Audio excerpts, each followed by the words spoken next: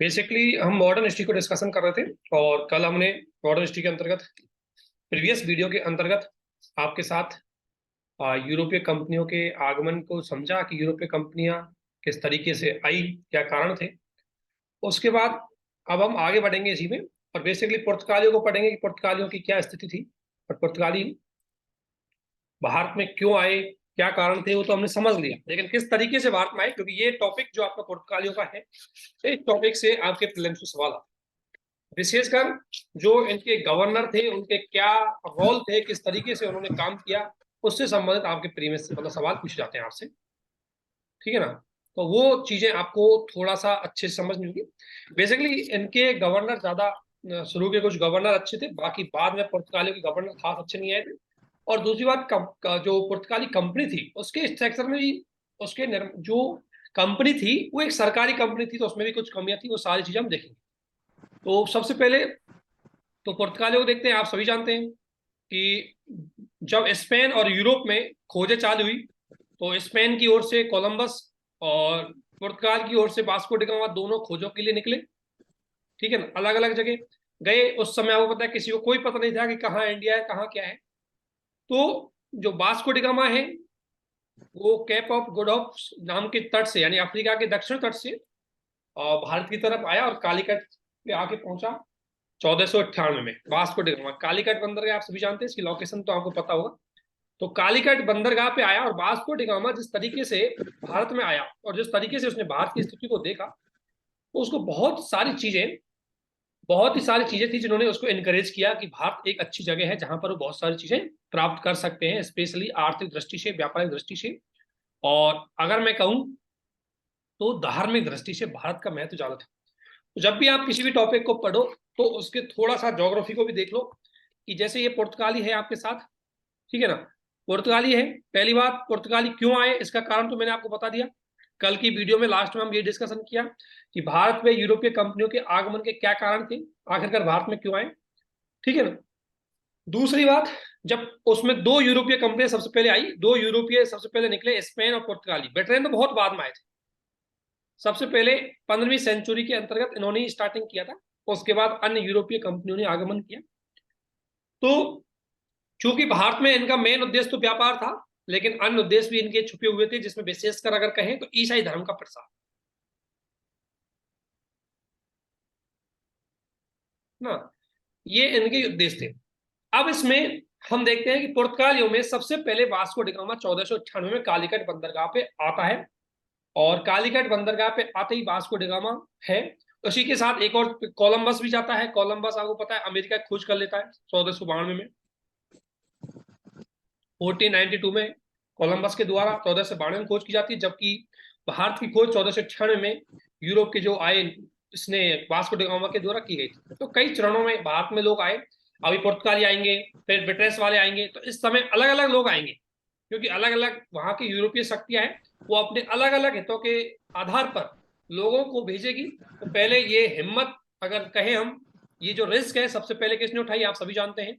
इसकी रिस्क सबसे पहले पुर्तगाली और स्पेन ने उठाई। और आपने एक चीज देखा होगा, आपको मैं बताता हूँ, जब आप पढ़ोगे इसमें एक वैसे ही गूगल पे सर्च करके देखना कि जो वास्को डी गामा आया था तो एक जहाज से जो आया था, उस जहाज में बहुत सारे लोग आए थे। कुछ लोग तो रास्ते में ही रह गए, कुछ लोग आपको पता है यात्रा करते आते हैं, लंबे समय से ये चल रहे थे। कहाँ तो आपने स्पेन देखा है अगर मैप में देखा हो तो। और फिर पूरे अफ्रीका को क्रॉस करते हुए ये भारत में आते हैं, तो बहुत लंबी दूरी इनको तय करनी थी।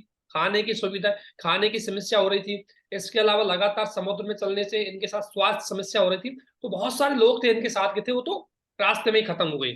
कुछ लोग थे जो आके यहाँ पहुंचे, क्योंकि कोई उम्मीद नहीं थी कि पता नहीं कहाँ जा रहे हैं, कोई दिशा नहीं, कुछ भी डेस्टिनेशन नहीं थी, तो बहुत सारी समस्याएं थी। तो इन्होंने अपनी यात्रा के विवरण में बहुत अच्छे से बताया कि कितनी चैलेंजेस इन्हें फेस करनी पड़ी भारत में आने के लिए। तो सबसे पहले वास्को डी गामा आया, सभी जानते हैं, ये कालीकट बंदरगाह पे था। ठीक है ना, वास्को डी गामा कालीकट बंदरगाह पे पहुंचे। और कालीकट पे उस समय एक शासक का नाम था, कालीकट उस समय एक शासक थे जमोरिन। जमोरिन ने इनका बहुत अच्छा स्वागत किया। स्वागत किया क्यों, क्यों किया स्वागत, ये बताएगा। क्योंकि भारतीय संस्कृति क्या कहती है, भारतीय संस्कृति कहती थी अतिथि देवो भव। ठीक है ना।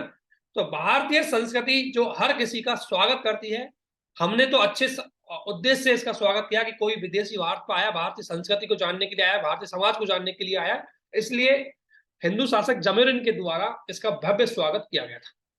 उसके बाद ये पहली यात्रा के बाद काफी खुश हुआ, काफी भारत की स्थिति इसने देखी वास्को डी गामा ने। फिर ये भारत की व्यापारिक स्थिति को देखा कि भारत में क्या क्या चीजें हैं, भारत में चीजें कैसे चल रही है, ठीक है ना। तो एक एक चीज को इन्होंने देखा। एक डेढ़ साल वहां पर रहा, रहने के बाद ये कुछ मसाले, कुछ महत्वपूर्ण चीजें भारत से लेके चला गया जो यूरोप में बहुत बड़ी मात्रा में मांग थी, और ऐसा माना जाता है कि यूरोप में ले जाने पर इसको 60 गुना मुनाफा हुआ था। जो वस्तु यहां से लेके गया था उससे लगभग लगभग वास्को डी गामा को 60 गुना बेनिफिट हुआ, और इसकी वजह से अन्य लोग, अन्य जगह पर ये बात फैल गई कि भारत में ये चीजें अवेलेबल है, और इसकी वजह से फिर भारत में यात्रा के लिए यूरोपीय कंपनियों में प्रतिस्पर्धा होने लगी। फिर दोबारे 1502 में वास्को डी गामा दोबारा भारत आई। अब तो रास्ता पता हो ही गया था, और अब उद्देश्य भी पता हो गया, और भारत की स्थितियों को भी वहां पे। लेकिन 1502 में जब ये भारत में आए तो इस समय थोड़ा सा एक चीज ध्यान रखना, इस समय थोड़ा ये आर्मी के साथ या अपनी सैन्य क्षमता के साथ भारत में आए, और इन्होंने 1502 में अपनी दूसरी यात्रा, अगर मैं बताऊं आपको, दूसरी यात्रा कन्नौर, कालीकट और कोचीन, जब दूसरी यात्रा आए तो तीनों तटवर्ती एरियाओं पर इन्होंने अपनी व्यवसायिक,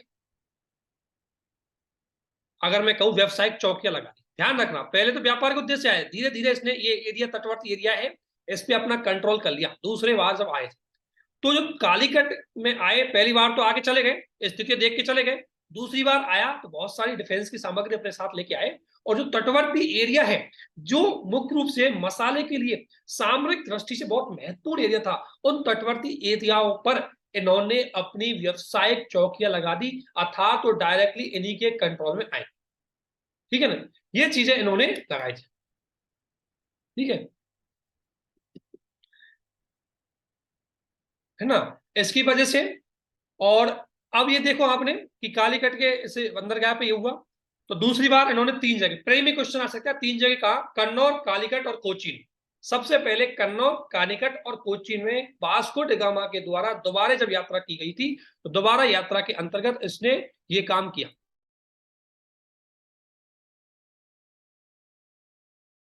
ठीक है ना। तो ये इंफॉर्मेशन आपके लिए है। अर्थात वास्को डी गामा ने भारत में जो अपनी दूसरी यात्रा थी उसके अंतर्गत कई काम किए, जिसमें 3 इन्होंने क्या किया, ये अपनी को मतलब व्यवसायिक चौकी लगाई। इसके साथ साथ ध्यान रखना, जैसे ही जब ये भारत में आए, वास्को डी गामा जब भारत में आया तो उस समय भारत की स्थिति देखो, थोड़ा सा उस पर थोड़ा सा हम ध्यान दे लेते हैं। जब ये भारत में आया तो उस समय भारत में, अगर मैं दिल्ली की बात करूं, दिल्ली में आपको पता है इस समय कौन होगा, इस समय मुख्य रूप से सल्तनत काल था, ठीक है ना, यानी लोधी वंश था, ठीक है। दक्षिण भारत में मुख्य रूप से छोटे छोटे राज्य थे, ठीक है।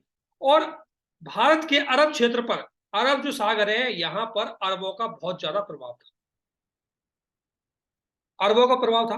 तो जैसे ही वास्को डी गामा यहां आया और व्यवसायिक चौकियां लगाई, तो वास्को अरबों में और पुर्तगालियों में व्यापारिक प्रतिस्पर्धा हेतु द्वंद्व उत्पन्न हुआ, और अरबों के विरोध के बावजूद भी वास्को डी गामा ने अपनी नौसैन्य क्षमता को प्रदर्शन करते हुए 3 जगह, कालीकट, कोचीन और कन्नौर में अपने व्यापारिक केंद्र स्थापित किए। तो ये प्रीलिम्स का क्वेश्चन आ सकता है, थोड़ा सा ध्यान रखना। और आपको पता भी होना चाहिए कि जब अरब यहाँ पर प्रभुत्व में थे तो उनसे सबसे पहले चैलेंजेस कालीकट में इसकी हुई आपको वास्को डी गामा की, और वास्को डी गामा से का विरोध करने के बावजूद भी वास्को डी गामा ने इन 3 जगह, कन्नौर, कालीकट और आपके कोचीन में अपनी व्यापारिक कंपनियां स्थापित की। तो अगर आपसे क्वेश्चन पूछ जाए तो ट्रांसलेशन सबसे पहले कहां स्थापित की, तो इन 3 जगह स्थापित की। ये आपके प्री के फैक्ट हो जाएंगे, ठीक है। अब अगला क्वेश्चन आगे चलते हैं। आगे अगर हम करें तो आखिरकार पुर्तगालियों के आने के उद्देश्य भारत में क्या थे, तो पुर्तगालियों के आने के 2 उद्देश्य बेसिकली थे, अगर आपको मैं बोलूं। एक था व्यापारिक उद्देश्य, ठीक है ना, और एक था इनका ईसाई यानी धार्मिक उद्देश्य, ईसाई करण। ये दोनों उद्देश्यों के पीछे मेन घटना थी, आपको पता है, कुस्तुनतुनिया का युद्ध, कुस्तुनतुनिया का युद्ध।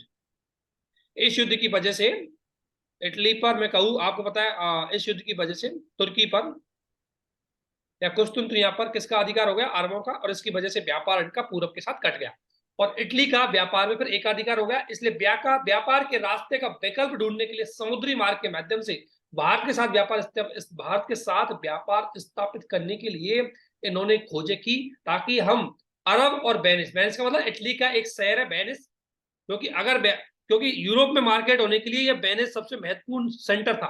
तो पहले व्यापार होता था अरब के रास्ते। अब अरब सागर के रास्ते से व्यापार होता था तो व्यापार इटली में होकर जाता था। तो इटली के जो व्यापारी थे उसकी वजह से बहुत बड़ा उनसे कमीशन लेते थे, जिसकी वजह से वस्तुएं यूरोप के अन्य क्षेत्रों में पहुंचती थी तो बहुत महंगी हो जाती थी।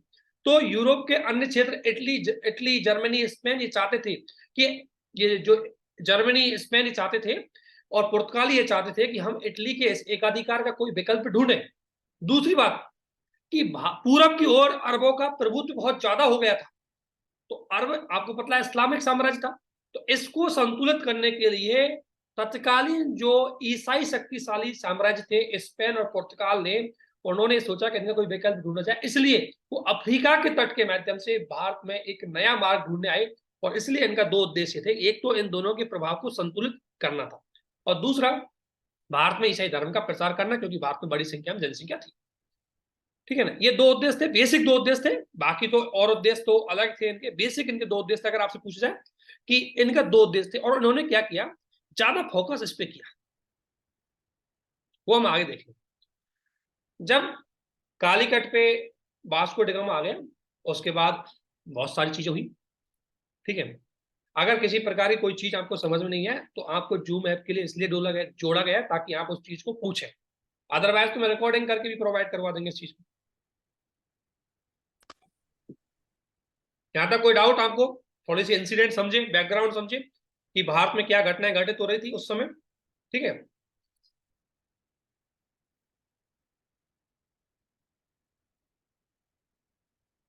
Okay,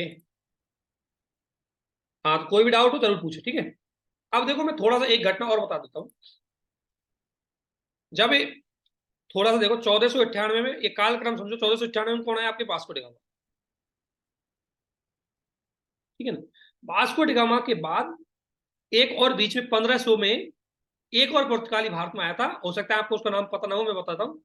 Pedro Alvares Cabral. अगर कहीं ये मिल जाए तो भूल मत जाना, स्टेटमेंट में अगर कहीं आ जाए यूपीएससी में प्री में, तो ये भी एक पुर्तगाली था जो वास्को डी गामा की पहली यात्रा के बाद आया था और इसने इसके समय कालीकट में इनका पहला बंदरगाह स्थापित हुआ। उसके बाद 1502 में जब आपका वास्को डी गामा आया तो दो और हो गए, कन्नौर में और कोच्चि में। इस आधार पर 1502 तक, ध्यान रखना, इस आधार पर 1502 तक इनके 3 कारखाना स्थापित हो चुके थे। और भारतीय उपमहाद्वीप में सबसे पहला कारखाना स्थापित हुआ था कालीकट में 1500 ईस्वी में। ध्यान रखना, किसी यूरोपीय कंपनी का पहला कारखाना भारतीय उपमहाद्वीप में 1500 ईस्वी में स्थापित हुआ और उसको स्थापित करने वाला, ध्यान रखना गलत कर देते हैं कई बार, पेड्रो अल्वारेज कैवरेल थे। वास्को डी गामा ने दो और स्थापित किए लेकिन वो 1502 में स्थापित किए। ठीक है ना, ये थोड़ा कंफ्यूजिंग दूर रखना। इनके कैवरेल के बाद वास्को डी गामा आता है, दोबारा छोड़ो। अब उसके बाद आते हैं, इनके पहला गवर्नर आता है Francisco de Almeida. Francisco de Almeida Bharat में आते हैं और फ्रांसिस्को डी अल्मेडा को औपचारिक रूप से इनका पहला वॉइसराय बोलते हैं, पहला गवर्नर का नाम देते हैं जिसका नाम है Francisco de Almeida. Francisco de Almeida अगर मैं बात करूं, फ्रांसिस्को डी अल्मेडा 1505 में भारत आते हैं और 1509 में ये मुख्य रूप से रहते हैं भारत में, यानी कि 4-5 साल ये भारत में रहते हैं। फ्रांसिस्को डी अल्मेडा जिसे नॉर्मली प्रथम गवर्नर, प्रथम वायसराय के रूप से जानते हैं। ठीक है ना, और इसके द्वारा क्या काम किया गया वो देखो। इसके द्वारा सबसे महत्वपूर्ण इनकी एक पॉलिसी थी, ब्लू वाटर पॉलिसी।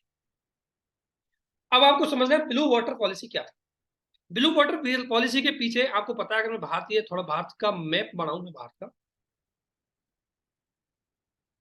ठीक है ना, थोड़ा सा ये मैप बना रहा हूं वैसे। ठीक है ना, ये मान लो पुर्तगाल है और ये इधर होके बाहर से आए, अफ्रीका है ये, और इधर होके आए। ठीक है, और ये आपका है अरब सागर। ठीक है, और ये अफ्रीका है। मैप और अच्छा बना सकते हो आप, इतना ज्यादा अच्छा नहीं है, बट मैं एक जस्ट इमेज बना रहा हूँ। कालीकट पे यहाँ इन्होंने अपना, यहाँ ध्यान रखना, ये पूरा एरिया इधर आप देख सकते हो, उधर भारत में मुसलमान साम्राज्य था उस समय, पूरा एरिया अरबों के कंट्रोल में था, और हिंद अरब सागर पे भी अरबों का अधिकार था। तो इनका इधर से व्यापार हो नहीं पाता, पहले व्यापार इधर से होता था लाल सागर के थ्रू, इधर से हो नहीं पाता, इसलिए इन्होंने ये रास्ता ढूंढा। तो सबसे पहला काम किया इन्होंने, किया अरबों को चुनौती प्रस्तुत करो, जो अरब सागर है, इस अरब सागर पर पुर्तगाली वर्चस्व होना चाहिए।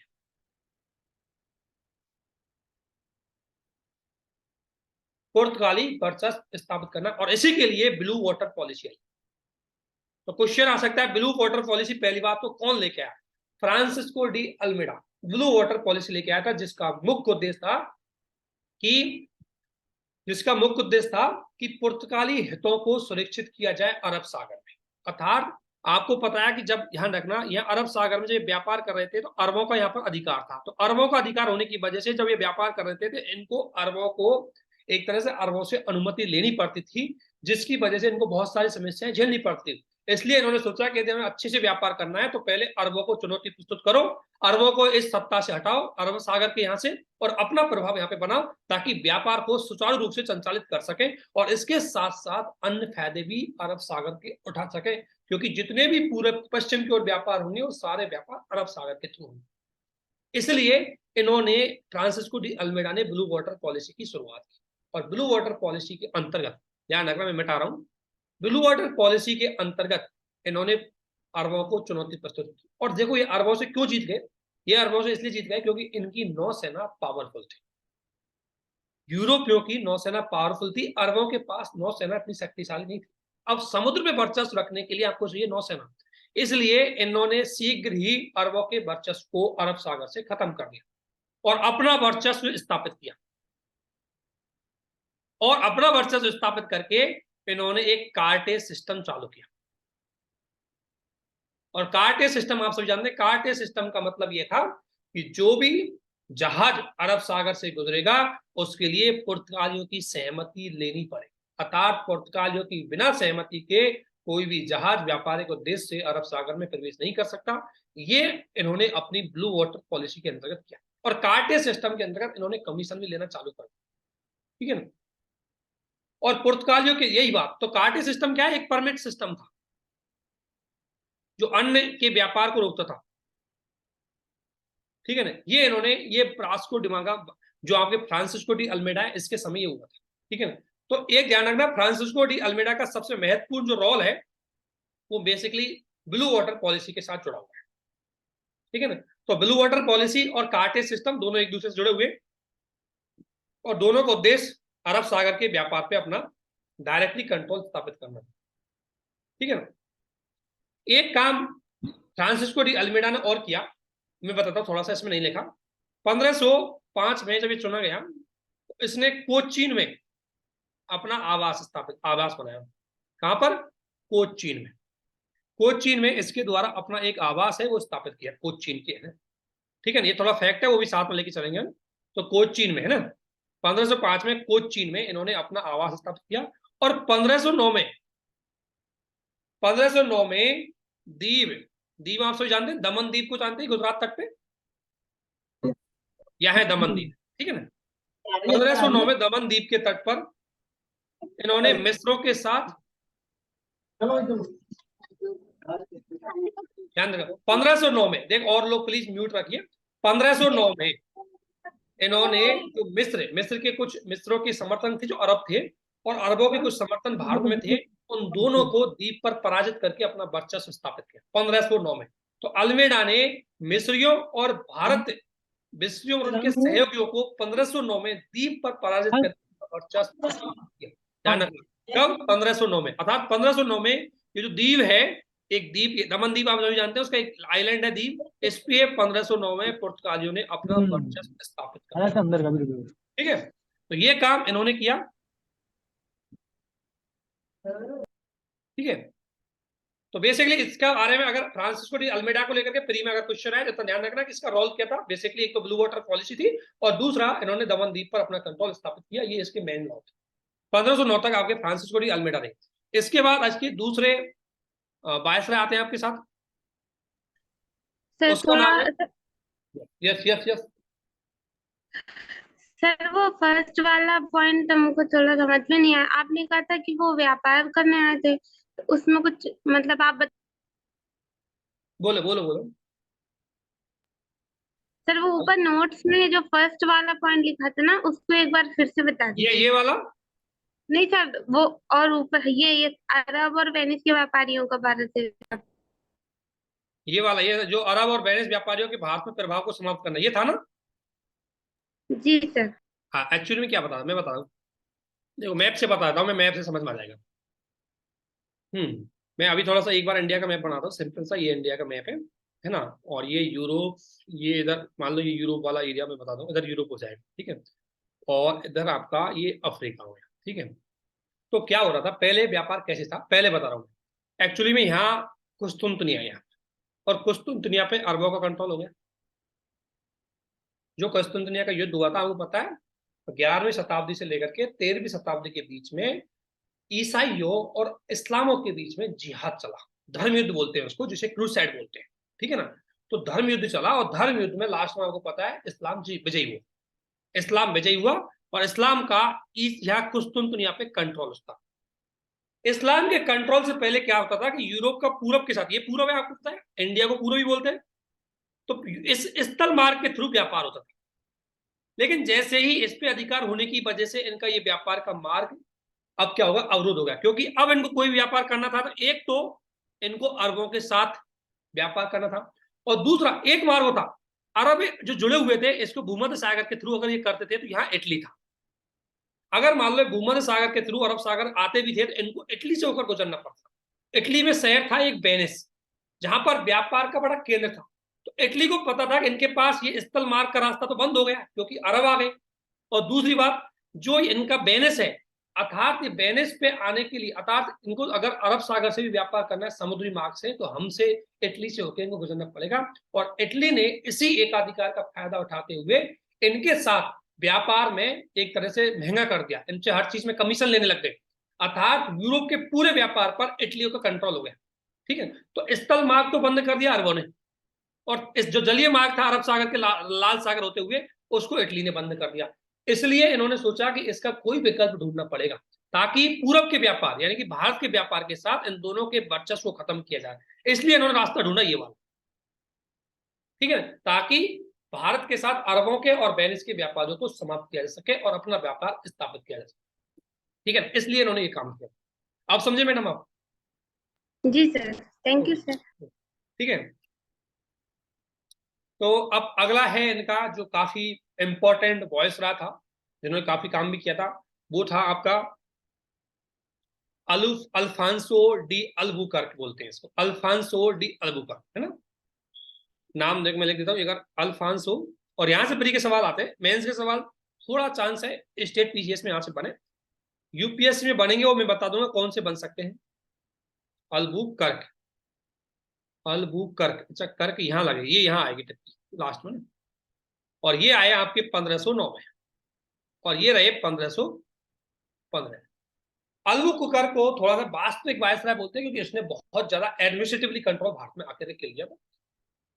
अल्मीडा आए थे, अल्मीडा ने जस्ट भारत में आए, थोड़ा सा अपना एक ऑफिस स्थापित किया, और उसमें धुआंधार भारत में अपनी ब्लू वाटर पॉलिसी पे काम करना चालू किया, ठीक है ना। लेकिन जो अल्फांसो आए थे, अल्फांसो के उद्देश्य बहुत बड़े थे। अल्फांसो का एक उद्देश्य था कि भारत में साम्राज्य स्थापित करना, ठीक है ना। अभी तक तो इनका उद्देश्य था बेसिकली कि चलो भारत में व्यापार स्थापित करके अपना कंट्रोल थोड़ा बढ़ाना है। लेकिन जब इन्होंने भारत की स्थिति देखी कि भारत में कोई महाशक्ति, मतलब दक्षिण भारत में कंट्रोल इतना प्रभावी कोई है नहीं किसी का, तो हम आसानी से भारत में अपना प्रभाव है वो स्थापित कर सकते हैं। तो 1509 में उन्होंने अपना एक गवर्नर, जो काफी थोड़ा, मतलब एक तरह से कह सकते हैं बहुत सक्षम आदमी था, ये काफी दूरदृष्टि सोचता था, और काफी एक तरह से मैं इफेक्टिव टाइप में इसलिए बोलेंगे क्योंकि ये काफी साम्राज्यवादी नीति पे फोकस करने वाला गवर्नर था। तो इसको भेजा, और इससे एक चीज बोली कि जाइए, और न केवल आपको अरब सागर पे अपना कंट्रोल करना है, बल्कि आपको हिंद महासागर पे पुर्तगाली वर्चस्व को स्थापित करना। तो 1509 में आए, ठीक है ना। और 1509 में आते आते इन्होंने सबसे पहला साम्राज्य विस्तार का काम कर दिया, ध्यान रखना। इसने अपना साम्राज्य विस्तार किया क्योंकि ये साम्राज्यवादी थे और इसका उद्देश्य था कि पुर्तगाली वर्चस्व भारत में एवं हिंद महासागर। अब आप हिंद महासागर को अगर मैं मैप में बताऊं आपको थोड़ा सा, ये इंडिया मान लो, ठीक है ना, ये इधर ये हो गया और इधर मान लो ये आपका अफ्रीका हो गया। ये पूरा आपको पता है, ये पूरा पार्ट आपका हिंद महासागर है। कहां तक का? ये आपके कौन सी खाड़ी है? ये इंडोनेशिया वाला पार्ट हो गया, ठीक है ना। इंडोनेशिया के ये द्वीपों तक ये पूरा पार्ट आपका हो गया हिंद महासागर, ठीक है। और इसका उद्देश्य था कि इस पे पूरे पे कंट्रोल है वो किसका किया जा सके, क्योंकि व्यापार की दृष्टि से हिंद महासागर बहुत ही, आज भी आप देख सकते हो, आज भी सामरिक दृष्टि से हिंद महासागर बहुत ही इंपॉर्टेंट है और वैश्विक शक्तियों के बीच में प्रतिस्पर्धा का आज भी केंद्र बना हुआ है। चाहे वो चीन अमेरिका हो, चाहे चीन भारत हो, आज भी हिंद महासागर वर्चस्व का केंद्र बना हुआ है। तो हिंद महासागर पर अपना विस्तार करना इनका मुख्य उद्देश्य था, ताकि व्यापार पे अपना प्रभाव बन सके और ये व्यापार को बहुत अच्छे से यूरोप के साथ कर सके।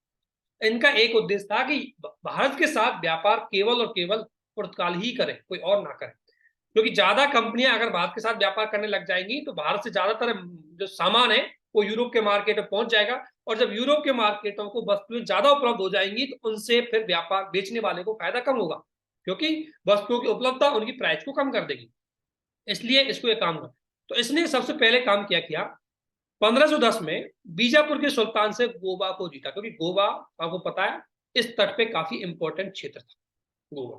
तो सबसे पहले इसने बीजापुर सल्तनत, आपको पता है दक्षिण भारत में मोहम्मद बिन तुगलक के समय दो छोटे छोटे राज्यों का उदय हुआ था।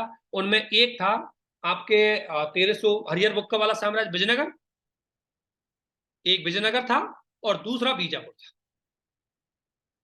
ठीक है ना। विजयपुर ये 1337 समथिंग बना और ये 1347 के समय था। ये दक्षिण भारत के दो साम्राज्य थे, ठीक है ना। उस समय ये थे दक्षिण भारत में और ये बेसिकली है ना, मेरी मलक्का की खाड़ी है ये मलक्का की, मलक्का आप सभी जानते हैं मलक्का जल संधि यहाँ पर है, ठीक है ना। तो मलक्का जल संधि तो विजयनगर साम्राज्य, और इसमें बीजापुर काफी महत्वपूर्ण साम्राज्य था। तो बीजापुर से इसने बीजापुर के सुल्तान से इन्होंने क्या जीता, इन्होंने गोवा को जीता, अपना वर्चस्व स्थापित किया। इस प्रकार दक्षिणी पश्चिमी समुद्र तट पर पुर्तगालियों ने नौसेना के माध्यम से, अर्थात इस पे, ये दक्षिणी पश्चिमी तट है, इस पे पुर्तगालियों ने अपना वर्चस्व स्थापित किया और ये काम फ्रांसिस्को डी अल्मेडा के द्वारा किया गया था, ताकि भारत से बड़ी मात्रा में क्या किया जा सके, बड़ी मात्रा में फ्रांस मतलब भारत से व्यापार किया जा सके इस तट के माध्यम से, मालाबार तट। अभी ये काम मालाबार तट तक चल रहा है, ध्यान। इसके साथ साथ इसमें एक और पॉइंट मैं आपको बता दूं जो इसमें नोट डाउन में नहीं किया, इन्होंने इसने एक काम और किया 1510 में। जो विजयनगर के शासक थे, विजयनगर के शासक आप सभी जानते हैं श्री कृष्ण देव राय, यूपीएससी ने पूछा भी होगा, कृष्ण देव राय इसी के समकालीन थे।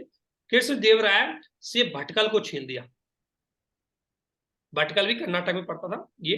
तो भटकल एक जगह है, भटकल को भी इसने अपनी सैन्य क्षमता से छीन लिया। किससे? महान शक्तिशाली शासक थे कृष्ण देव राय विजयनगर के, उससे, ठीक है ना। ये इसने इस तरीके से अपने साम्राज्य का विस्तार किया भटकल को, ठीक है। तो दो पॉइंट आपको समझ गए। तो भटकल का अगर पूछे तो ध्यान रखना, भटकल को विजयनगर साम्राज्य से किसने जीता? अल्फांसिसो डी अल्बुकर्क ने। अगर आप स्पेक्ट्रम पढ़ोगे तो स्पेक्ट्रम में एक ही लाइन मिलेगी आपको कि 1510 में इसने बीजापुर को जीता। मुझे नहीं लगता कि भटकल स्पेक्ट्रम में नहीं होगा ये पॉइंट, ठीक है ना। तो ये काम किया, इसके अलावा इसने और भी काम किया, वो बताता हूँ। इसका दूसरा उद्देश्य था कि इसको एक बात समझ में आ गई थी, ठीक है ना, ये मैं मिटा रहा हूं, आप प्लीज नोट डाउन कर लेना अगर कोई पॉइंट नया लग रहा है तो, क्योंकि मैं मिटा दूंगा इसको इसके बाद, ठीक है। इसके बाद इसका एक काम और किया इसने, जो मैं बता रहा हूं। फ्रांसीसियों को, पुर्तगालियों की एक बात पता लग गई, यार देखो अगर हमें भारत में साम्राज्य स्थापित करना है तो हमारी जनसंख्या तो इतनी पहुंच नहीं पाएगी वहां, तो हम क्या करो कि हमारे पुरुषों को लाओ, मतलब मेल मेल को लेके आइए और भारतीय महिलाओं से शादी करवा दीजिए, ताकि उनसे जो संतान पैदा होगी वो एक तरह से यूरोपीय टाइप में उसको मानेंगे। तो इसलिए इन्होंने यही सबसे बड़ी गलती करी, इन्होंने भारतीय स्त्रियों से विवाह करने के लिए प्रोत्साहित किया, यानी जो अपने स्वदेश के थे उनको भारतीय स्त्रियों से विवाह करके अपने धर्म का प्रसार और साथ ही अपने प्रशासन को मजबूती प्रदान करने का काम इसके द्वारा किया गया था। और पुर्तगालियों के पतन के पीछे सबसे बड़ा कारण यही था। इसलिए पुर्तगाली ये मैं बताऊंगा जब पुर्तगालियों का हम पतन बताएंगे तब। पुर्तगालियों ने यही गलती करी, ब्रिटिश कंपनी ने ये गलती नहीं करी। अगर आपने देखा होगा ब्रिटिश कंपनी का पूरा काम, तो ब्रिटिश कंपनी बड़ी रणनीतिक थी। उसको पता था कि कौन सी चीज मुझे नुकसान पहुंचा सकती है, उसको उसने इग्नोर रखा। दूसरी बात, अगर उसने वो काम किया भी होगा तो बड़ा छुप के काम किया था। जबकि पुर्तगालियों को इतना घमंड हो गया था, क्योंकि लगातार इन्होंने विजयनगर को हरा दिया, लगातार इन्होंने आपके बीजापुर को पराजित कर दिया, इन्होंने अरबों को पराजित कर दिया, तो एक तरह से ईगो हो गया था। और इसी ईगो के चक्कर में इन्होंने कुछ गलत रणनीतियां, गलत नीतियां भारत में स्थापित करी, जिसमें एक था भारतीय स्टूडेंटशिप विभाग। ठीक है ना, ये काम इसने किया। और इसी के समय एक और इंपॉर्टेंट चीज मैं बताऊंगा, इसी के समय इसके द्वारा भारत में सती प्रथा को गैर कानूनी घोषित किया। ध्यान रखना, ठीक है। जहां जहां पर इन्होंने एक तरह से काम किया, तो इसके द्वारा सती प्रथा पर भी प्रतिबंध लगाए, जहां जहां पर इनका क्षेत्र था। तो सती प्रथा पर प्रतिबंध 1828 में ही नहीं लगा, 1829 में नहीं लगा, उससे पहले भी भारत के क्षेत्रों में प्रतिबंध लग चुके थे। अर्थात आपसे पूछा जाए कि किन सबसे पहले किस यूरोपियों के द्वारा भारत में सती प्रथा पर प्रतिबंध लगाया गया था, तो वो आपके पुर्तगाली थे, ना कि ब्रिटिश कंपनी। ठीक है ना, ये कभी गलत मत कर देना, ठीक है ना। इसके अलावा इसने और भी कई क्षेत्रों पर अपना अधिकार किया। इसके द्वारा धीरे धीरे यहां पर तो स्थापित किया, धीरे धीरे ये बंगाल के हुगली में भी इसने अपनी कंपनी स्थापित करी। इधर हुगली यानी कि इस तट पे भी पहुंच गए। इसके साथ साथ मद्रास तट पे भी, मद्रास के पूर्वी तट पर इनका एरिया है सेन थोम, सेन थोम यानी मद्रास, और बंगाल में हुगली, इन दोनों जगह पर भी अलुबुकर के द्वारा यहाँ पर अपनी क्या की गई, पुर्तगाली कंपनियां स्थापित की गई, उनकी छोटी छोटी ब्रांच लगाई गई। इसका मतलब यह है, क्योंकि जब इनको इसको एक काम दिया गया था कि आपको पूरे हिंद महासागर पे वर्चस्व करना है, तो हिंद महासागर पे वर्चस्व केवल अरब सागर पे वर्चस्व से नहीं होगा, बल्कि बंगाल की खाड़ी पे भी वर्चस्व स्थापित करना पड़ेगा। और बंगाल की खाड़ी के स्थापित करने के लिए इसके द्वारा यहाँ हुगली बंगाल में, और इसके साथ साथ मद्रास में एक जगह जिसका नाम है सैनथोम जगह पर इनके द्वारा क्या किए गए, कई कंपनियां स्थापित की। इसके साथ साथ इसने पश्चिमी तट पर बंबई में, ठीक है ना, और दमन में, द्वीप में तो पहले ही हो चुकी थी, दमन में इसके समय, इस तरीके से बंबई से लेकर के बंगाल तक इसने बहुत छोटी छोटी अपने टाइम पर कंपनियां स्थापित कर दी, पुर्तगाली बस्तियां बसा दी, ताकि वहां पर पुर्तगाली साम्राज्य को धीरे धीरे विस्तार दिया जाए। इसलिए अल्फांसो डी अल्बुकर्क पुर्तगाली साम्राज्य को स्थापित करने में बहुत ही महत्वपूर्ण भूमिका निभाई।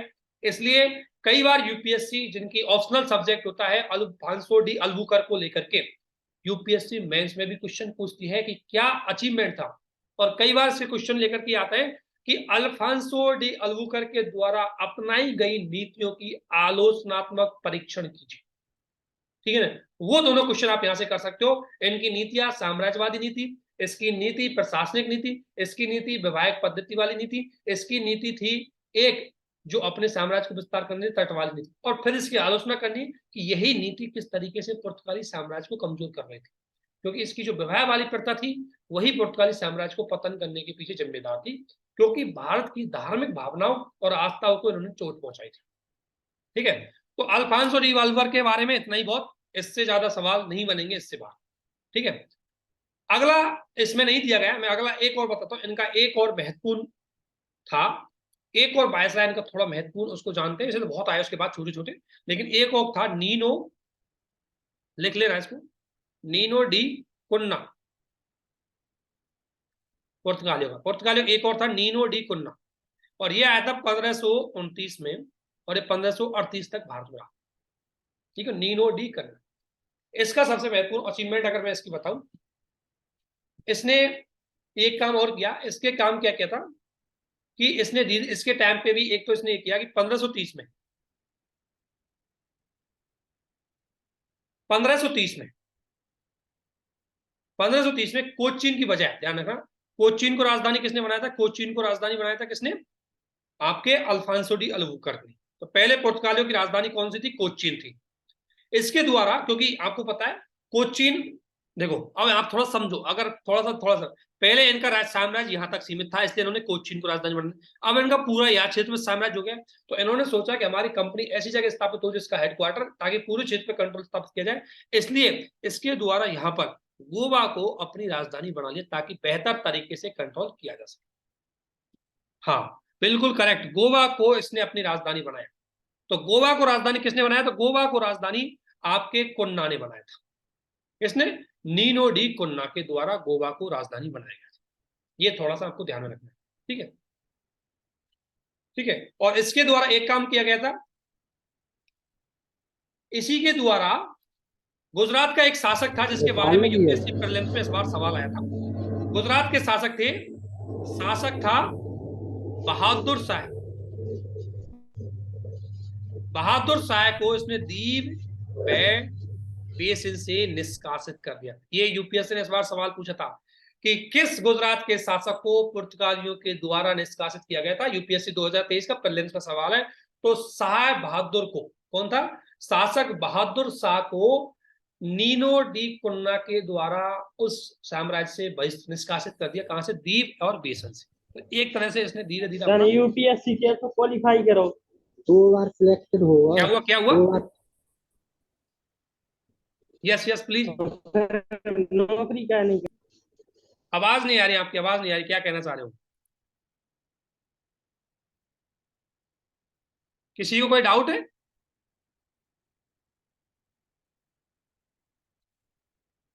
ठीक है, तो एक तो यह है कि शासक बहादुर शाह थे, उसको इसने इसके द्वारा दीव और दमन पे इन्होंने इसको निष्कासित कर दिया था। और इसने अपना एक हेडक्वार्टर हुगली में भी स्थापित किया। तो एक हेडक्वार्टर, मुख्यालय हुगली बंगाल में स्थापित किया। और इसने पूरब की ओर भी ध्यान दिया, पूर्वी तट पे, ठीक है ना। इसलिए कुन्ना का भी काफी महत्वपूर्ण रोल होता है। कुन्ना का रोल 3 पॉइंटों पर समझना। पहला, कोचीन को राजधानी। दूसरा, शासक बहादुर शाह को इसने निष्कासित किया दीव और बेसिन से। और तीसरा, इसने हुगली बंगाल में अपनी एक कंपनी स्थापित की, मतलब हेडक्वार्टर स्थापित किया, ठीक है ना।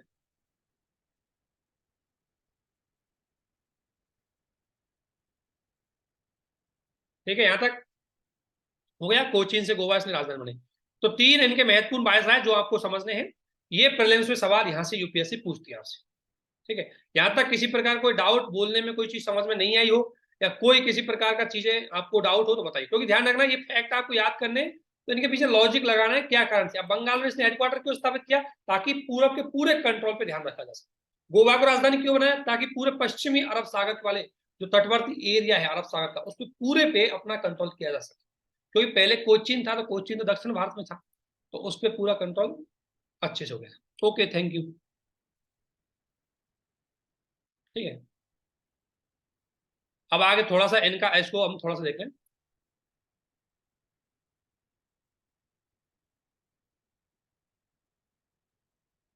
एक पॉइंट मैं आपको यहां बताऊंगा, इसको पतन से पहले मैं 1-2 पॉइंट बताऊं, क्योंकि ध्यान रखना, इसलिए मैंने आपके साथ एक क्लास रखी है। बहुत सारी चीज नोट्सों में मुझे याद थी, मैंने नहीं लिखी, इसलिए आपको ध्यान रखना, नोट्सों के साथ साथ आपको चीजें नोट डाउन भी करनी है। एक पॉइंट था, एक पॉइंट में बताता, पुर्तगालियों के लिए, पुर्तगालियों के लिए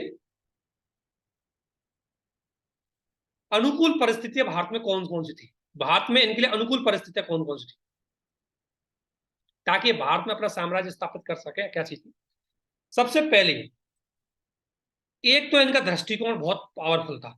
इनकी जो अप्रोच थी वो अच्छी थी। क्यों, दृष्टिकोण, दृष्टिकोण कैसे था कि इनका उद्देश्य था कि पूरे औद्योगिक रूप से एकाधिकार स्थापित किया जाए, व्यापार, ये दृष्टिकोण से था। और इसलिए इन्होंने जहाज जो बनाए थे, इनके जहाज बड़े शक्तिशाली थे, ताकि नौसेना पे कंट्रोल करके ये भारत में अपना शासन स्थापित कर सके, ठीक है ना। दूसरी बात अगर मैं बोलूं, एक कारण ये था। दूसरी, अरबों का पिछड़ापन, अरबों का पिछड़ापन। देखो ध्यान रखना,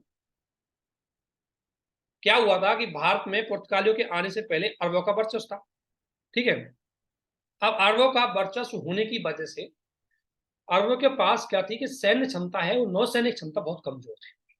और अरबों की नौसैनिक क्षमता की वजह से ना ही अरबों के पास बड़े जहाज थे, इसकी वजह से इन्होंने अरबों को आसानी से परा दिया। यदि अरबों के पास नौसैनिक क्षमता मजबूत होती, जैसे कि चोलों के टाइम पे हुआ करती थी, तो अरब इसको वैसे ही भगा देते। तो इनके लिए एक अनुकूल परिस्थिति थी कि अरबों के पास नौसेना बहुत कमजोर थी, नौसेना कमजोर थी, उनके पास जहाज नहीं थे, इसलिए इनको अरबों को भारत से हटाने में आसानी हो गई, ठीक है। एक और परिस्थिति में बताऊं, एक था चीन का इनको डर नहीं था। चीन का भारत को लेकर के इनको ये बिल्कुल डर नहीं था कि यदि हम भारत पे किसी प्रकार का कोई अधिकार स्थापित करेंगे तो चीन हमें कोई चुनौती प्रस्तुत करेगा। इस बात का इसलिए डर नहीं था क्योंकि भारत चीनियों को भारत पर आक्रमण करने पर प्रतिबंध कर दिया था। चीनियां हैं वो भारत पे कभी आक्रमण नहीं करेंगे, इस तरह की भावनाएं वहां पर चल रही थी। इसी वजह से इनको ये बात पता लग गई, क्योंकि चीन में उस समय बौद्ध धर्म का प्रभाव था, उसकी वजह से भारत में बौद्ध धर्म का प्रभाव था।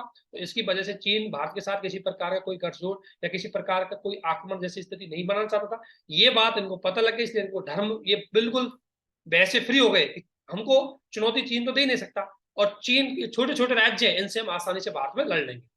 तो इस वजह से भी भारत में एक मैं अपनी ओर से बता सकता हूँ कि भारत में साम्राज्य, दक्षिण भारत में छोटे छोटे साम्राज्य, इस समय दक्षिण भारत में कोई शक्तिशाली साम्राज्य नहीं था जो इनको टक्कर प्रस्तुत कर सकता। इन्हीं अनुकूल परिस्थितियों का इन्होंने फायदा उठाया और अपना शासन एक तरह से काफी हद तक इन्होंने अपना वर्चस्व स्थापित किया। ठीक है, तो ये तो बेसिक सा पता होना चाहिए थोड़ा सा आपको कि क्या अनुकूल परिस्थिति थी। अब अगला पॉइंट आता है कि आखिरकार पुर्तगाली सबसे पहले भारत में आए थे, काफी समय तक रहे, लेकिन पूरे भारत पर जिस तरीके से ब्रिटिश कंपनी के द्वारा वर्चस्व स्थापित किया, उस तरीके से भारत पे वर्चस्व स्थापित करने में असफल रहे। तो इनकी असफलता या पतन के क्या कारण थे, ये आपको एक देखना है। तो पतन का सबसे पहला कारण ये था कि कमजोर उत्तराधिकारी। अलवुकर्क और कुन्ना, अलवुकर्क से लेकर के कुन्ना तक के बीच में कमजोर थे, और कुन्ना के बाद भी इनके उत्तराधिकारी बहुत कमजोर रहे। और जब उत्तराधिकारी कमजोर होंगे तो डेफिनेटली दोबारा भारत में शासन स्थापित नहीं कर पाएंगे, इसलिए पुर्तगाली साम्राज्य धीरे धीरे पतन की ओर चला गया। ठीक है, दूसरा प्रशासनिक भ्रष्टाचार। एक्चुअली में क्या था कि जो पुर्तगाली कंपनी थी, ठीक है ना, पुर्तगाली कंपनी एक तरह से सरकारी टाइप में थी। तो यहां पे जो कर्मचारी थे उनको वेतन थोड़ा कम था, इसलिए उन्होंने क्या किया, रिश्वत लेना चालू कर दिया, भ्रष्टाचार हो गया। और जहां आपको पता है कि अगर किसी शासन प्रशासन के अंतर्गत ये दो चीजें हो जाती है तो शासन कमजोर हो ही जाता है, इसलिए यहां पर ये पुर्तगाली शासन बिल्कुल कमजोर है। आपने देखा होगा ब्रिटिश कंपनी को, जब हम आगे देखेंगे तो ब्रिटिश कंपनी की एक खास बात थी, जैसे उसको लगता था कि कोई करप्शन कर रहा है, तुरंत उस अधिकारी को बुला लेते थे। रॉबर्ट क्लाइव को तुरंत बुला लेते। रॉबर्ट क्लाइव पे भ्रष्टाचार का बड़ा आरोप लगा, जब द्वैध शासन बंगाल लगा, आगे उसको डिस्कशन करेंगे। जैसे रॉबर्ट क्लाइव पे भ्रष्टाचार का आरोप लगा, रॉबर्ट क्लाइव को तुरंत बुला लिया और तुरंत कंपनी को रेगुलेट करने के लिए ब्रिटिश संसद ने एक्ट पारित किया, 1773 का एक्ट, ताकि किसी प्रकार का करप्शन कंपनी ना कर सके। ऐसा कंट्रोल कंपनी के ऊपर पुर्तगाल नहीं कर सका और इसकी वजह से उनको पतन का सामना करना पड़ा। एक इनके पतन की सबसे बड़ी नीति थी धर्म परिवर्तन की नीति।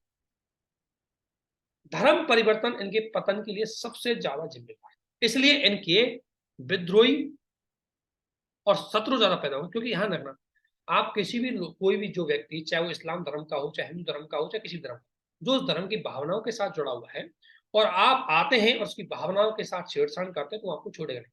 आप ब्रिटिश कंपनी को देखना, ब्रिटिश कंपनी के द्वारा एक गलती 1857 से पहले कर दी कि उसने धार्मिक भावनाओं के साथ छेड़खानी की, और इसीलिए उसको 1857 के विद्रोह का सामना करना पड़ा। लेकिन उस समय ब्रिटिश काफी शक्तिशाली हो चुके थे, पुर्तगाली इतने शक्तिशाली नहीं थे कि इतने बड़े विद्रोह को चुनौती प्रस्तुत कर सके, और उसी दौरान उन्होंने आते ही सबसे पहले धर्म का काम कर दिया। जैसे कि मैंने अभी आपको बताया था, फ्रांसिस्को डी, जो आपके अलबुकर्क है, अल्फांसो डी अलबुकर्क के द्वारा जो विवाह नीति चलाई गई थी, उसका मुख्य उद्देश्य धार्मिक परिवर्तन था। इसलिए भारत के जो इस्लाम साम्राज्य के लोग थे या हिंदू साम्राज्य के लोग थे, वो इनसे भयभीत हो चुके थे। इसकी वजह से इनका कोई भी दोस्त साम्राज्य भारत में स्थापित नहीं हो पाया। एक है कंपनी की प्रवृत्ति, कंपनी की प्रकृति। प्रकृति मतलब नेचर ऑफ कंपनी क्या थी, सरकारी थी। अब सरकारी कंपनी तो कंट्रोल, नियंत्रण ज्यादा होता है, उसमें लाल फीताशाही ज्यादा होती है, वो स्वतंत्र होकर के डिसीजन नहीं ले पाती। इसलिए प्रतिस्पर्धा हुई थी जब इसकी अन्य यूरोपीय कंपनियों के साथ, तो उस प्रतिस्पर्धा में पुर्तगाली टिक नहीं पाए। ठीक है, यूरोपीय प्रतिस्पर्धा। इसके बाद इनको, आपको पता है, एक यूरोपीय प्रतिस्पर्धा, जैसे इसके बाद आपको पता है इनको डेनिश, इसके बाद अंग्रेज, इनके साथ प्रतिस्पर्धा हुई और इन प्रतिस्पर्धा में कमजोर हो गए, क्योंकि अंग्रेजों की नौसेना पुर्तगालियों की नौसेना से भी ज्यादा शक्तिशाली थी। ठीक है ना, वो कहते हैं कि शेर को एक सवा शेर मिल गया। तो अंग्रेज इनको अंग्रेजों ने इनको आसानी से अरब सागर से हटा दिया था। इसके बाद क्या हुआ, पुर्तगालियों के द्वारा एक नई खोज और हो गई थी ब्राजील की। इनको क्या हुआ, उपनिवेश के रूप में ब्राजील मिल गया, ठीक है ना। पुर्तगाली जैसे पहले इनको ब्राजील, ये अफ्रीका, दक्षिण अफ्रीका है, अब ब्राजील मिल गया, तो इन्होंने आधा ध्यान भारत के बजाय आधा ध्यान इन्होंने ब्राजील पे दे दिया। तो भारत में इन्होंने ज्यादा ध्यान दिया नहीं, और ज्यादा ध्यान नहीं दिया तो ऑब्वियसली अन्य यूरोपीय प्रतिस्पर्धा के साथ इनको सामना करना पड़ा। इसकी वजह से क्या हुआ, इनका साम्राज्य भारत में कमजोर हुआ। और एक और चीज, स्पेन के साथ आपने देखा होगा यूरोप के मार्ग, उसको यूरोप का मैप बता रहा हूँ मैं, यूरोप का मतलब मैप है, ये स्पेन है और यही पुर्तगाल है। तो स्पेन ने इस पुर्तगाल पे कंट्रोल कर लिया। अब जब आपको पता है कि स्पेन का वर्चस्व खुद पुर्तगाल के ऊपर हो गया, तो पुर्तगाली उपनिवेशों के ऊपर भी स्पेन का वर्चस्व हो गया। इसलिए पुर्तगाली जो जहां जहां पर इनकी कंपनियां स्थापित थी, वहां पुर्तगाली ज्यादा ध्यान नहीं दे पाए, वो खुद को ही बचाने में रह गए। इसकी वजह से भी धीरे धीरे पुर्तगालियों का भारत में पतन होना निश्चित। ये वो कारण थे जिनकी वजह से भारत में पुर्तगालियों का पतन हुआ। अब सबसे बड़ी बात है, एक और छोटा सा पॉइंट और डिस्कशन करेंगे जिसके बाद हम इसको खत्म कर देंगे। पुर्तगाली भारत में सबसे पहले यूरोपीय कंपनी के रूप में आए और लगभग 100 सालों तक भारत में वर्चस्व के रूप में रहे, काफी टाइम तक, क्योंकि 1498 से लेकर के लगभग 1500 तक अन्य किसी कंपनी ने भारत में साम्राज्य स्थापित करने की सोची नहीं थी, ठीक है। देखो 1592 में ये आए थे, लगभग 100 सालों तक पुर्तगाली भारत में रहे, मतलब एक छत्र छाया में इनका साम्राज्य रहा। तो इस दौरान इन्होंने कुछ न कुछ भारत के लिए अच्छा तो किया। तो थोड़ा सा महत्व देख लेते हैं कि पुर्तगालियों का भारत में महत्व क्या है, ये मेन से क्वेश्चन बन सकते हैं, ठीक है ना। तो पुर्तगाल से जुड़े हुए सारे फैक्ट आपको आ जाएंगे, बहुत सारे फैक्ट आपको आ जाएंगे, कोई दिक्कत नहीं, आप आसानी से कर सकते हैं, ठीक है। पहला महत्व, ईसाई धर्म। पहली बार भारत में ईसाई धर्म है। इससे पहले आपने देखा होगा भारत में भारत में अरब साम्राज्य, अरब आक्रमण से भारत में इस्लाम धर्म आ गया, और जैन, बौद्ध धर्म और हिंदू धर्म भारत में पहले से ही थे। तो सबसे बड़ी बात है, एक और धार्मिक विविधता भारत में बढ़ी, और उसका पहला महत्व या पहला हम किसी को अगर दे श्रेय तो वो पुर्तगालियों का। तो ईसाई धर्म का प्रसार ईसाई मिशनरियों के द्वारा भारत में किया गया। तो एक तो भारत में धार्मिक विविधता में इनका महत्व बढ़ा। दूसरा, शिक्षा। पश्चिमी तट पर स्कूल और कॉलेज इनके द्वारा स्थापित किए गए। शिक्षा में इन्होंने काफी अच्छा काम किया। पश्चिमी तट पर इन्होंने स्कूल और कॉलेज स्थापित किए जहां पर स्थानीय भाषा में शिक्षा दी जाने लगी, जैसे गोवा है, कालीकट वाला एरिया है वहां पर, ठीक है। दूसरा, इन्होंने भारत में इतिहास और संस्कृति पर शोध भी चालू किया। ये भारत की अचीवमेंट है, क्योंकि भारतीय लोग तो देखो कोई चीज नवाचार करते भी है, वो तो जो हो रहा है वो भी ठीक है, जो होगा वो भी ठीक है, वो तो नियतिवादी होते हैं, तो वो ज्यादा इधर वाली चीजों को उधर वाली चीजों को ज्यादा सर्च करने की बात नहीं करते। इसलिए आज तक भारत में कोई नया आविष्कार हुआ नहीं, क्योंकि वो हमारी कल्चर का पार्ट है कि हम नई चीज सोचते नहीं। क्यों? क्योंकि हम नियतिवादी है, हम सोचते हैं कि जो हो रहा है वो ईश्वर की वजह से हो रहा है, और इसी वजह से हम ये लॉजिक ही नहीं लगाते। जैसे मान लो न्यूटन ने देखा था कि पेड़ से सेब नीचे गिर रहा है, तो हमने तो न्यूटन ने तो लॉजिक लगाया था कि पेड़ से सेब क्यों गिरा, इसके पीछे कोई रीजन तो होगा, कोई तर्क तो होगा। हम क्या सोचेंगे, ईश्वर की दया थी, ऊपर से नीचे गिर गया, ठीक है ना, ठीक है ना, ये कोई ईश्वरीय माया होगी, ये कोई नियति में फिक्स होगा। इसलिए जितने भी आविष्कार हुए हमने नहीं किए, वो हमारी कल्चर, काफी आविष्कार कुछ कुछ हमारे वैज्ञानिक हुए जो काफी अच्छे थे, लेकिन उनको उतना महत्व इतिहास में नहीं दिया गया जितना नियतिवादियों को दिया गया। तो इन्होंने भारत में आकर के भारतीय इतिहास और भारतीय संस्कृति की शोध किया, क्योंकि अगर भारत में आप शासन स्थापित करना चाहते हैं, उसकी कल्चर के बारे में तो जानोगे, उसके इतिहास के बारे में जानोगे। इसलिए फादर हैरास, ध्यान रखना, फादर हैरास ने सिंधु घाटी सभ्यता का गहन अध्ययन किया। सबसे पहले फादर हैरास ने भी काफी इस पर रिसर्च किया, कोई सभ्यता तो होगी, लेकिन ज्यादा सफल नहीं हो पाए थे। इसके बाद प्रिंटिंग प्रेस की शुरुआत, सबसे बढ़िया अचीवमेंट है। आप सभी जानते हैं भारत में, एक ध्यान रखना, भारत में 1556 में पहला प्रिंटिंग प्रेस लगाया था। पहला प्रिंटिंग प्रेस गोवा में लगाया गया था। कहां लगाया गया था? गोवा में। इन्होंने भारत में पहला प्रिंटिंग प्रेस कहां लगाया था? गोवा में लगाया था। और बाइबल का कन्नड़ और मलयालम भाषा में इन्होंने क्या किया? अनुवाद करके उसको प्रिंट किया। अब आप सभी जानते हैं कन्नड़ और मलयालम में क्यों किया? क्योंकि मलयालम का मतलब होता है केरल का तटवर्ती एरिया, और कन्नड़ का मतलब गोवा का तटवर्ती एरिया। तो जहां पर इनका साम्राज्य जिन भाषाओं का था, उन्हीं स्थानीय भाषाओं में इन्होंने क्या किया? अपनी बाइबल का प्रसार किया। और क्यों किया स्थानीय भाषाओं में?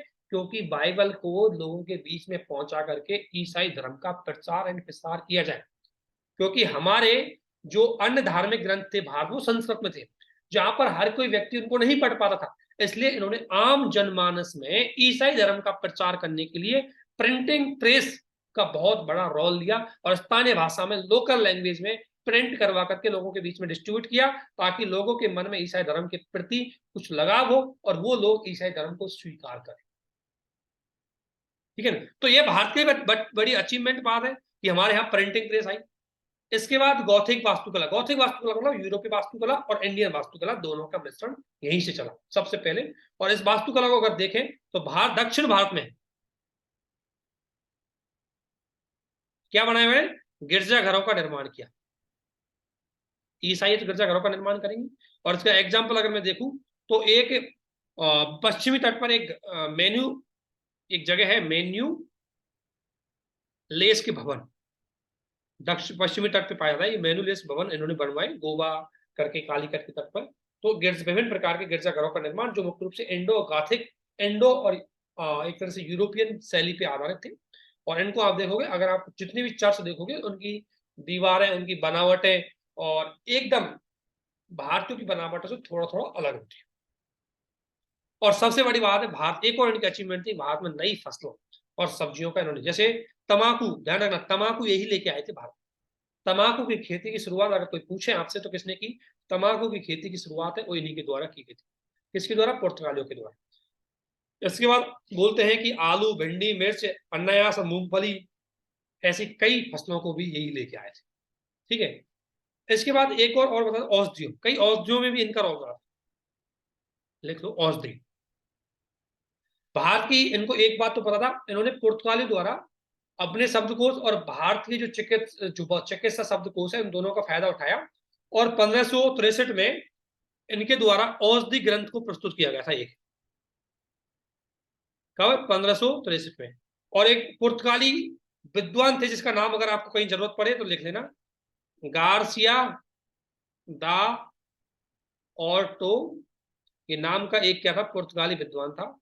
और इसी के द्वारा क्या किया? दो काम किए, एक तो भारतीय औषधि ज्ञान को और पुर्तगाली औषधि ज्ञानों को, दोनों को मिक्सर करके एक औषधि का ग्रंथ लिखा 1563 में, यानी कि आयुर्वेद पे ग्रंथ लिखा, ताकि आयुर्वेद के ज्ञान को यहाँ पर विस्तार किया जा सके, क्योंकि इसने भारत से भी सीखा और कुछ पुर्तगालियों का ज्ञान था, दोनों को इन्होंने भारत में प्रसारित किया। इस तरीके से काफी हद तक पुर्तगालियों ने भारत की संस्कृति, भारत की कृषि, भारत की अर्थव्यवस्था, भारत की वास्तुकला, हर क्षेत्र को प्रभावित किया, हर क्षेत्र में अपना भूमिका निभाई। तो यही आपके इस टॉपिक का अंत है। इस तरीके से हमने पुर्तगालियों को पढ़ लिया। हालांकि पुर्तगालियों का अगर मैं थोड़ा सा देखें, एक दो पॉइंट अगर मैं देखूं, एक पॉइंट और है, पुर्तगालियों का मुगलों से संबंध है।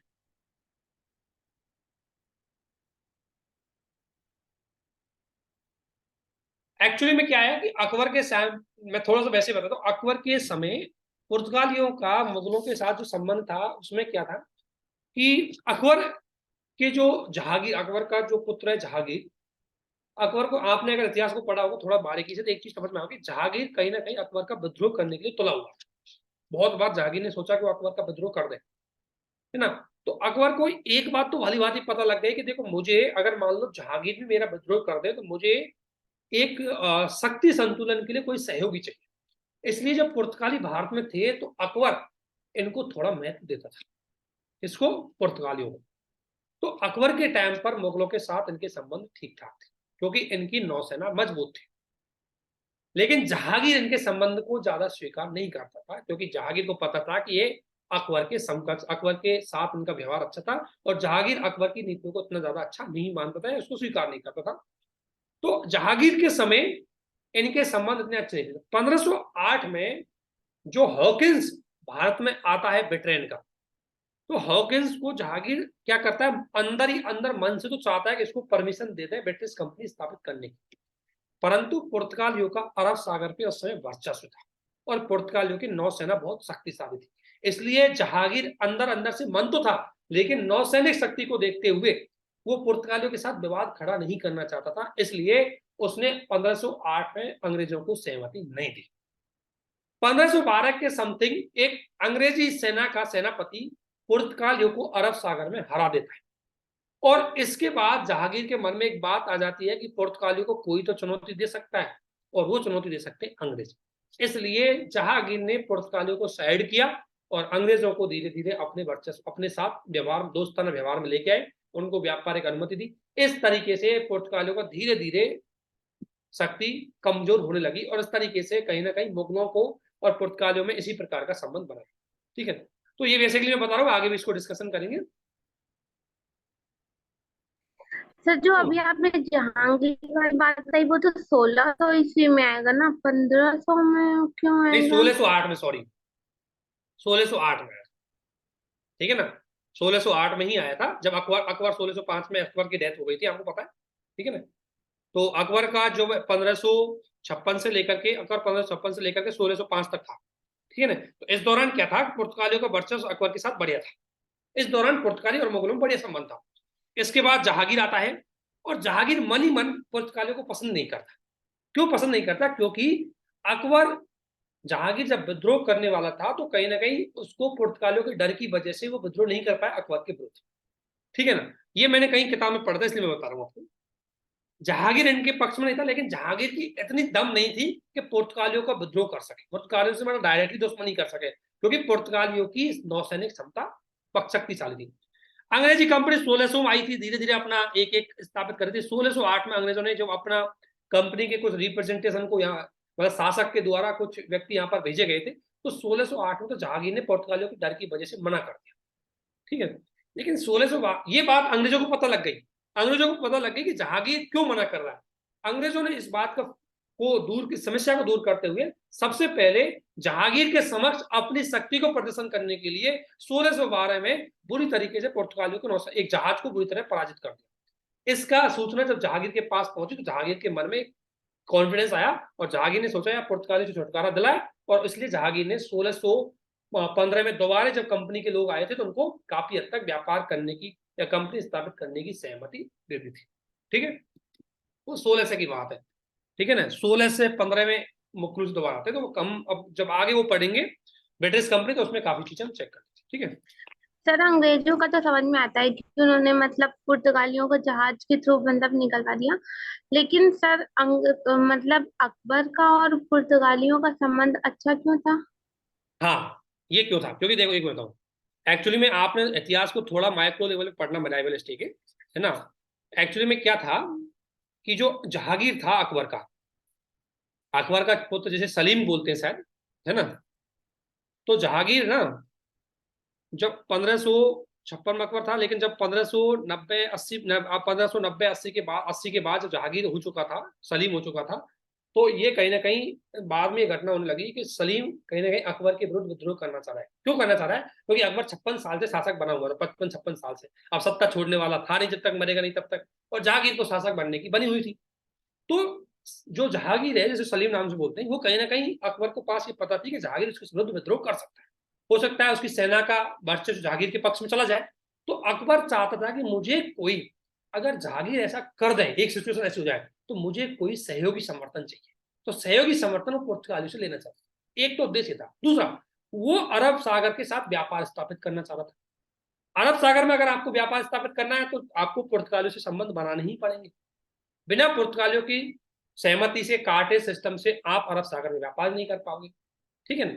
इसलिए अकबर के ठीक ठाक संबंध थे पुर्तगालियों से। जहांगीर पुर्तगालियों को मन में बिल्कुल पसंद नहीं करता था, क्योंकि जहांगीर को पता था कि मैं इनकी वजह से मैं अकबर के विरुद्ध विद्रोह नहीं कर पा रहा हूं, क्योंकि अकबर का समर्थन इनको मिला हुआ है। तो ध्यान रखना, कोई भी शासक, अकबर बहुत महान सम्राट था, उसके पास महान सेना थी, लेकिन चूंकि अगर उसके घर का ही आदमी उसके विरुद्ध विद्रोह कर दे तो उस समय हो सकता है सेना उसके पक्ष में चली जाए, ठीक है ना। तो ऐसी स्थिति में अकबर ने कूटनीतिक तरीके से इस बात को बैलेंस रखा, इसलिए अकबर थोड़ा ठीक ठाक से, कह सकते हैं हम, ठीक ठाक से पुर्तगालियों के साथ संबंध में था, ठीक है। ठीक है सर। सर बट जहांगीर अरब सागर से व्यापार नहीं करना चाहता था क्या? मतलब दुश्मनी थी वो तो समझ में आता है, लेकिन एक तरीके से अगर अपना फायदा हो रहा है अरब सागर की दर से जैसे अकबर करता था, तो बिल्कुल उसको भी ऐसे, करना इसलिए ध्यान चाहिए। रखना, इसलिए जहांगीर ने 1608 में, जब तक अरब पुर्तगालियों को कोई चुनौती देने वाला नहीं था ना, तब तक जहांगीर ने दुश्मनी नहीं ली। तो 1608 में पुर्तगालियों की डर की वजह से जहांगीर ने अंग्रेजों को भारत में कंपनी स्थापित करने की परमिशन नहीं दी। जब 1612 में अंग्रेजों ने पुर्तगालियों को हराया तब जहांगीर में कॉन्फिडेंस आया कि अच्छा है कि पुर्तगाली से छुटकारा मिल जाएगा और अरब सागर में मुझे जो डर है उससे भी मुझे मतलब एक तरह से डर दूर हो जाएगा, क्योंकि पुर्तगालियों को चुनौती अब अंग्रेज दे देंगे। तो जहांगीर इसलिए फिर अंग्रेजों की तरफ झुक गया, ठीक है ना, क्योंकि पहले उसको डर था पुर्तगाली से, लेकिन जैसे ही 1612 में पुर्तगालियों को चुनौती प्रस्तुत करी अंग्रेजों ने, तो डर जहांगीर का खत्म हो गया, ठीक है। इसलिए अंग्रेजों के समर्थ, ध्यान रखना, इसलिए 1615 में जहांगीर ने परमिशन दे दी कि जाओ कंपनी खोल सकते हो, सूरत में जावी खोल दिया, ठीक है। आप समझ में आए मैडम आप? जी सर, थैंक यू। अच्छा, कल किसी ने एक क्वेश्चन लिखा था, मैं उसकी को सर वो और जो काफी आपने बढ़िया वो, क्वेश्चन लिखा था, तो मैं हमने इसमें क्वेश्चन देते हैं, कई लोगों को हमने क्वेश्चन दिए, तो आप एक बार हो सकता है लिख के भेज सकते हो थोड़ा थोड़ा। देखो कॉफी पूरी तरह तो चेक नहीं हो पाई, लेकिन मैं आपको यहाँ इस क्लास में थोड़ा सा दिखा दूंगा उस कॉपी को। कल आपकी कॉफी, कल की कॉपी, अच्छा ये है, मैं कल की कॉपी को यहीं आपको दिखा देता हूँ। तो एक आध क्वेश्चन जो लोग जुड़े हैं वो तो लिखो कम से कम, है ना, इस वीडियो में जो लोग जुड़े रहते हैं वो तो लिखिए। जैसे ये का है आपकी कॉपी मैडम, जो मैडम किसी की जुड़ी हुई है, इसने बढ़िया लिखा था इसमें, तो मैं थोड़ा सा उसको दिखा देता हूँ। और एक क्लास 1 घंटे की रखेंगे, क्योंकि इससे ज्यादा मेरे पास भी थोड़ा समय नहीं है अभी, ठीक है ना। अच्छा ये था, ठीक है। देखो 18वीं सदी का क्वेश्चन था, 18वीं सदी का भारत, पूर्वाध भारत ये विखंडित साम्राज्यों की था। तो आपको ध्यान रखना, इसका परीक्षण करना है, परीक्षण मतलब इसको इसको चेक करना है कि ये बात सही भी है या ये बात गलत भी है, ठीक है। तो आप बिल्कुल इसके दिखाइए 18वीं सदी में ये बिल्कुल सही बात दिखाएगा, 18 सदी में शक्ति विकेंद्रीकरण हुआ और क्षेत्रीय शक्तियों का उदय हुआ। ये मैपिंग आपने अच्छा यूज किया, ठीक है, यहाँ तक तो ठीक है, यहाँ तक कोई दिक्कत नहीं। तो आपने दिखा दिया कि क्षेत्रीय शक्तियों को उदय हुआ, ये हुआ, ये हुआ, ठीक है ना, ये हुआ। इस तरीके से भारत विखंडित साम्राज्य था भारत में, ठीक है ना। लेकिन ध्यान रखना, दूसरा पक्ष लेकर है कि भारत में विखंडित साम्राज्य तो था, लेकिन ये विखंडित साम्राज्य बुरा नहीं था। इसमें आपने देखा होगा कृषि का विकास किया गया था, प्रशासन में परिवर्तन किया गया था, ठीक है ना, शक्ति विकेंद्रीकृत हुई थी। तो विखंडित होना कोई बुरी बात नहीं, विखंडित होना शक्ति विकेंद्रीकरण की बात। तो आपको लिखना है कि विखंडित राज्यों के कारण ये बात आप दिखा सकते हो, लेकिन दूसरा पॉइंट आपको ये लिखना है कि भारत में विखंडित साम्राज्य था, जिसका कारण था शक्ति विकेंद्रीकरण का होना। और भारत में चूंकि शक्ति विकेंद्रीकृत हुई, तो ये बात सही है कि केंद्रीकृत कमजोर होने की वजह से भारत में विदेशी आक्रमण तो बढ़ा, लेकिन भारत में सामाजिक और प्रशासनिक लेवल पर कई सुधार भी देखने को मिले। वो लाइन आप थोड़ा सा इसमें ऐड कर दें, ठीक है। बाकी ठीक है, ये आपने दिखा दिया। ये थोड़ा सा दोनों पक्षों को ध्यान रखना है, क्योंकि रिव्यू करना है आपको, इसका परीक्षण करना है, तो ये चीज आपको ध्यान में रखना है, ठीक है। Okay sir. चलो लेट्स इसको बंद करते हैं। आप सभी को हमारे साथ बने रहने के लिए बहुत बहुत धन्यवाद, ठीक है। इसी तरीके से क्वेश्चन लिखिए और साथ साथ अपने लेवल पर भी इसको चेक कीजिए, क्योंकि अभी कॉपी चेक कर पाना इतना समय नहीं है, बट मैं कुछ चीजें पॉइंट मुझे लगता है वहां मैं आपको बता दूंगा, ठीक है, ठीक है, ओके, थैंक यू। सर आज को यस यस, इमीडिएट बोलिए जो भी बोलना है। सर आज क्वेश्चन नहीं देंगे? आज क्वेश्चन लिख लो, इसी क्वेश्चन टॉपिक बना देते हैं क्वेश्चन आपके लोग। Yes sir. क्वेश्चन यही है, देखो कि क्या कारण थे कि पुर्तगाली भारत में ब्रिटिश की तरह साम्राज्य स्थापित नहीं कर पाए। एक तो क्वेश्चन है कि वो कौन से कारण थे जिसकी वजह से पुर्तगाली भारत में ब्रिटिश की तरह साम्राज्य स्थापित नहीं कर पाए। दूसरा, एक क्वेश्चन और लिख सकते हो इसमें,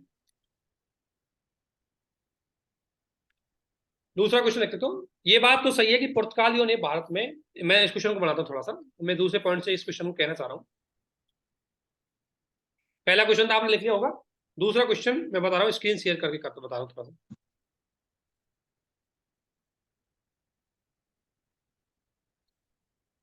दूसरा क्वेश्चन लिखिए, पहला समझ गए होंगे कि क्या कारण थे कि पुर्तगाली भारत में अपना साम्राज्य स्थापित। ध्यान रखना प्री के सवाल भी आते हैं इस पॉइंट से, इसलिए प्लीज पीवाईक्यू जाकर के प्री के सवाल कर लीजिए। इस बार 2023 में सवाल आया है यहाँ से, ठीक है ना।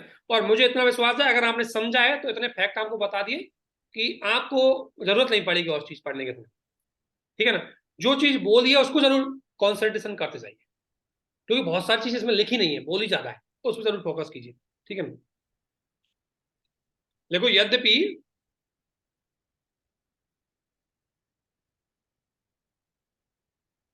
यद्यपि पुर्तगालियों ने भारत में अपना साम्राज्य उपनिवेश स्थापित किया। उपनिवेश लिखो, साम्राज्य उपनिवेश स्थापित किया, परंतु उन्होंने भारतीय प्रशासन, संस्कृति, अर्थव्यवस्था में महत्वपूर्ण योगदान दिया। आलोचनात्मक परीक्षण करना है, इसका ध्यान रखना। आलोचनात्मक, कमी और पक्ष दोनों देख रहे हैं। लिखिए, कॉपी आप भेज देना, कॉपी चेक करना। देखो मैं ऐसे डिस्कस करके बता दूंगा कि ये कॉपी में एक कमी है, ठीक है ना, तो उस तरीके से आप इसमें देख लेना, ठीक है। तो ये कह रहे मतलब है पुर्तगालियों ने भारत में अपना उपनिवेश स्थापित किया। उपनिवेश स्थापित करना बुरी बात होती है, लेकिन फिर भी उन्होंने भारतीय समाज, संस्कृति, प्रशासन और अर्थव्यवस्था में महत्वपूर्ण योगदान दिया। तो अर्थात मैं दूसरे इनडायरेक्ट रूप से इस क्वेश्चन में पुर्तगालियों की भारत में महत्व बताना चाहता हूँ, उनकी क्या उपलब्धियां है, ठीक है ना, वो इस क्वेश्चन का दूसरा पार्ट है, ठीक है ना। इसका आलोचना परीक्षण करना है, ठीक है। तो ये 2 क्वेश्चन है, इनको लिख लें। इससे प्रिय क्वेश्चन ध्यान रखना, बहुत इंपॉर्टेंट तरीके से आप क्वेश्चन करोगे। और इसी तरीके से जब मेरे पास टाइम रहेगा मैं आपको क्लास का लिंक शेयर कर दूंगा, तो आप जरूर इसमें जुड़िए, ठीक है। Okay, thank you, all the best. Thank you. Thank you sir.